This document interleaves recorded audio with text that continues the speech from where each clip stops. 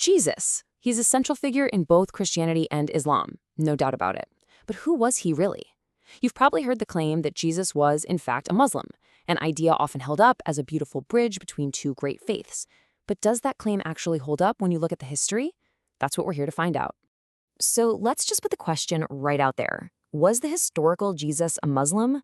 It's an idea you hear a lot, especially in conversations about interfaith harmony. The thought is that in his complete submission to God, he was the perfect example of a Muslim. And, it's an appealing thought. But the real question is it historically accurate? Okay, let's dive right in. To really get to the bottom of this, we need to wrap our heads around one super important historical concept. Honestly, it's the key that unlocks this entire conversation. And that big idea? It's called theological retrojection. I know it sounds a little academic, but the concept is actually pretty simple. Think of it like a historical time foul. You're taking the ideas and beliefs of a later religion, in this case 7th century Islam, and projecting them backward onto someone who lived centuries earlier. It's like judging a silent film star by today's acting standards. It just doesn't fit the context. So, to avoid that trap of retrojection, we have to do what historians do. We have to travel back in time. We need to strip away all the later layers of interpretation and really see Jesus in his own world, the world that actually shaped him and his message. Now, this is where things get really interesting. The moment you actually place Jesus on a historical timeline, the picture just snaps into focus. Just look at this timeline. It lays out the core issue perfectly. Jesus lived, preached, and died right here, squarely within the era of what's called Second Temple Judaism. But Islam, it doesn't even appear on the world stage until the 7th century. We're talking more than 600 years later. That isn't just a small gap. That's a massive historical chasm. And look, this isn't up for debate. It's not a matter of faith or personal opinion.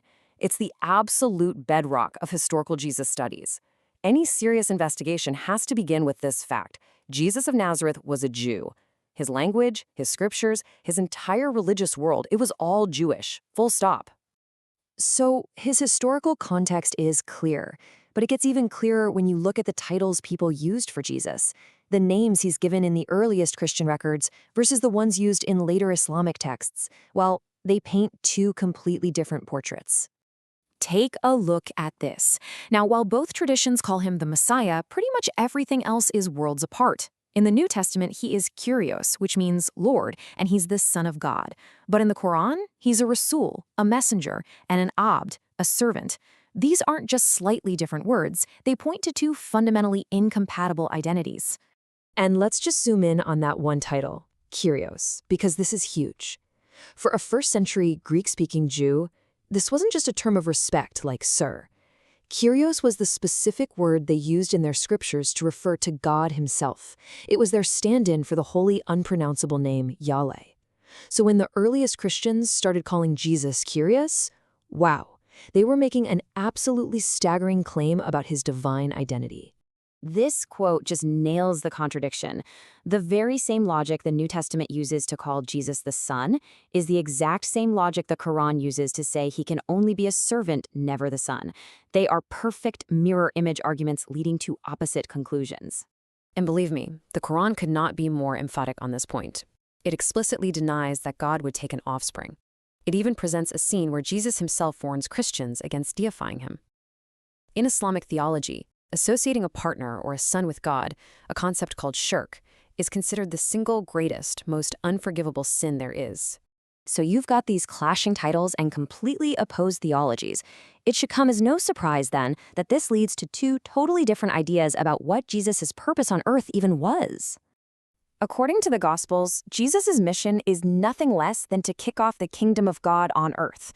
His crucifixion isn't a tragic failure. It's the central act of salvation, the way God forgives sin. And his resurrection, that's the ultimate victory, leading to him being exalted as Lord. Now flip that coin over. The Quranic portrait is entirely different. Here, Jesus, or Isa, is a prophet sent to Israel, much like Moses. His main job is to preach pure monotheism and warn people against worshiping him. And the crucifixion, the central event of the Christian story, it doesn't happen. God rescues him. And ultimately, his story serves to predict the coming of the final prophet, Muhammad. these two missions are just fundamentally irreconcilable. So, after looking at the timeline, the titles, and the two completely different missions, where does all this evidence leave us when we go back to that original question? It leads us to a pretty clear conclusion. Calling Jesus a Muslim isn't a statement of history, it's a statement of theology. It requires taking a first-century Jewish teacher and recasting him in the mold of a 7th-century Arabian religion. That is, by definition, the theological retrojection we talked about at the beginning. The scholar Tarif Khalidi puts it brilliantly. He says, the Jesus of the Quran is a theological argument, not a person possessed of a narrative. You see the point? The Quranic Jesus serves a specific theological purpose within Islam, which is very different from being the historical person who actually lived and died in 1st century Judea. And really, this is the main takeaway from all of this. True, genuine respect and meaningful dialogue between faiths, well, they don't come from pretending that these deep, fundamental differences don't exist. They come from honestly acknowledging them, starting with the historical reality of who Jesus actually was. So I'll leave you with this to think about. In our very genuine and good desire for harmony, can we really afford to sacrifice historical truth? Or is facing our profound differences head-on, with clarity and with respect, the only real path to true understanding?